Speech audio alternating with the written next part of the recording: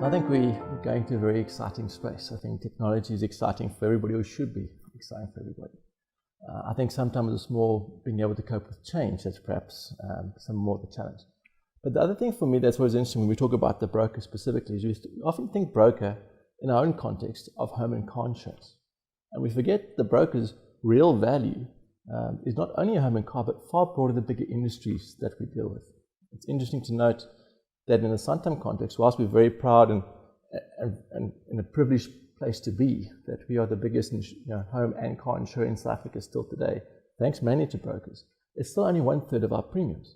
The bigger business, where the broker is still a very dominant player, is in the commercial, the corporate, the risk part of the business, where the fact that the world is changing so much and there is so much more risk out there means that the broker is very well positioned going forward, and technology is really to his advantage.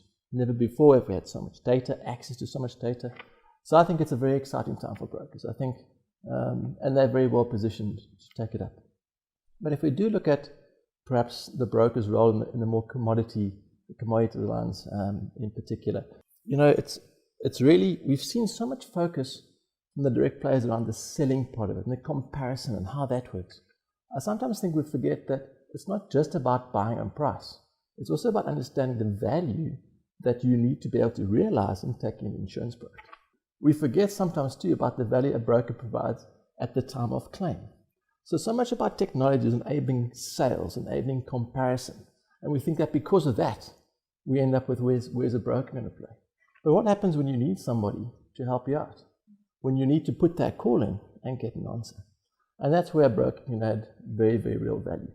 I think also sometimes we forget that, being able to choose yourself, you're buying an off-the-shelf product.